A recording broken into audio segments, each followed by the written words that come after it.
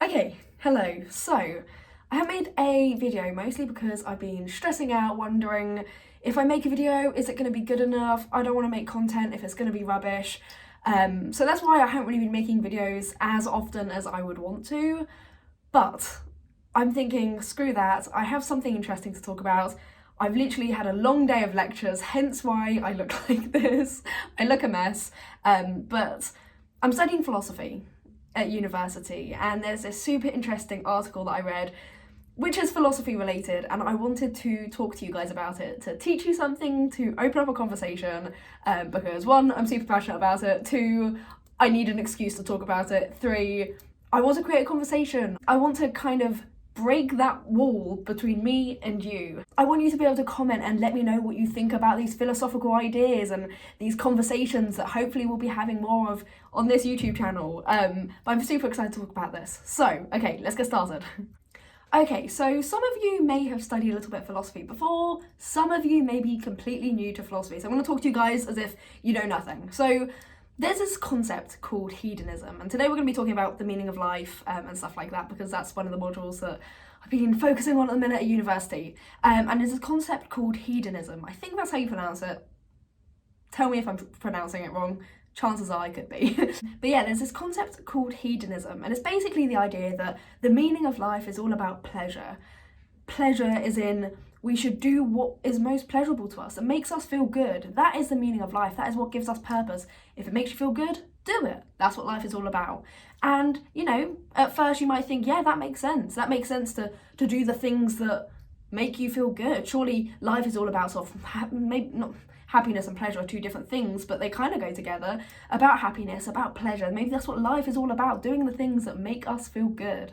So I read this article, and one of the chapters, it's called The Experience Machine, Objection to Hedonism. And long story short, there's a machine called the Experience Machine.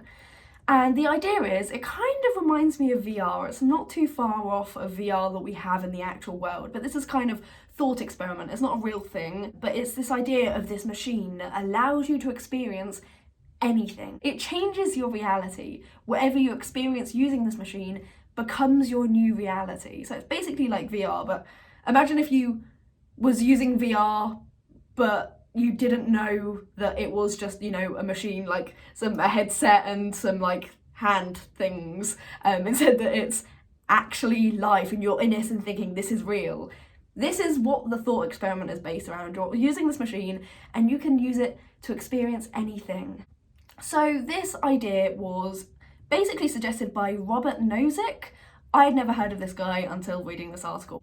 But basically Nozick talks about using this machine as a way to prove the suffering of animals, to make us really empathise for animals and to experience the suffering that animals can experience. And, you know, the intention of this machine is to show how animals should be treated.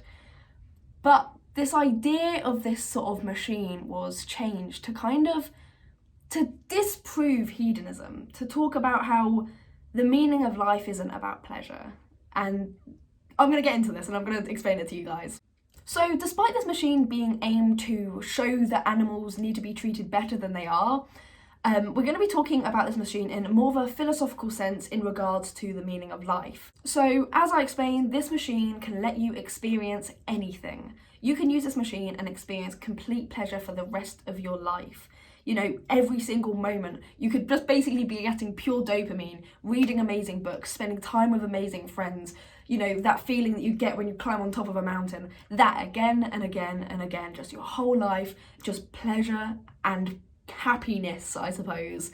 And this sort of thought experiment was taken further. You know, people were asked, if this was an option, would you say yes? Would you say yes to kind of getting plugged into this machine and living this sort of false reality, but a reality that is arguably better than ours? You know, no suffering, no, you know, drama in your life, no death, no suffering, no horrible things that happen in our life, just pure pleasure. You have this option. Would you take it? Would you say yes to it? And majority of people said no, which I found really interesting because, you know, as humans, we kind of hate the suffering we have in our world. We despise all of the suffering we experience. But with the opportunity to change that and to just experience goodness, we say no to that option, which I find really interesting. Me personally, I disagree with the sort of hedonism belief, the idea that life is all about pleasure, because I think that idea can bring an awful way of living, and I think that a lot of people do live a sort of hedonistic, I don't know if that's the right word, way of living. That's what they kind of think, that life is fun, you know, just have a good night, life is fun, life is all about having fun, so let's have fun.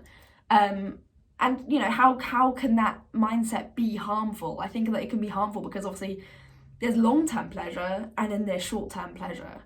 So, you know, long-term pleasure is sort of long-term health, long-term maybe success and happiness. Short-term pleasure is what causes the downfall to most human beings. You know, it's short-term pleasure which encourages clubbing, sort of party culture, drug and alcohol culture. This is what hedonism kind of encourages. And because of that, I think that's what's rubbish about hedonism. The idea that life is all about pleasure, because if we live with this mindset, we are destined to have a downfall. We are destined to kind of go down a hill of sort of short-term pleasure, which will probably, you know, which doesn't lead to a happy life, which doesn't lead to long-term pleasure. You can only live with short-term pleasure for so long. But the amazing thing about this thought experiment is the fact that, you know, you can have these short-term pleasures without it killing you. With this sort of machine, you could, you know, drink every day and party every day, do drugs every day, you know, eat fast food every day, because all of these things give us short-term pleasures. And that's what our life could be filled with if we use this machine, if we had the option to use this machine to experience pleasure for every single moment of our life, well, for the rest of our life at least. So why did people find this so unappealing? Why did people say, no, I don't want that option? You know, it seems, you know, kind of uncomprehendable to me at first when I started reading this article. It's like, surely that's what we want. Obviously this machine doesn't exist. We have VR, but obviously VR isn't convincing enough. We use VR headsets and we know that it's just a headset and it's not reality. But if that happiness and that pleasure could become a reality, why are the majority of people saying no to this? It almost seems ridiculous. It's like, if you could, why wouldn't you? And one of the ideas is the fact that obviously you would go into it knowing it's not real. When you're plugged into the machine, that becomes your reality. But obviously beforehand, you know it's not real. You know, talking about this concept, we know it's not real. And I think that that's what's interesting to me. Because reality, well, our reality at least, is good and bad. But clearly there's something in us that accepts that bad.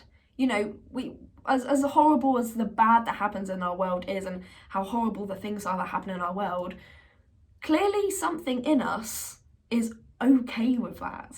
And a part of us would rather live in this reality where there is good, where there is bad, rather than just good. So I just find it interesting that people would rather have good and bad than just good. I find that really interesting, just for the sake of reality, because this reality is preferred despite there being so much bad and so much evil, which I find really interesting. In the article, it mentions that being plugged in deprives us to do and be. So by, you know, plugging yourself into this machine, you can't do or be. Obviously, you know that the things that you'll be experiencing become your reality, but realistically they're not. And by plugging yourself into this machine, you can't be, you cannot do. And that is potentially what the meaning of life could be.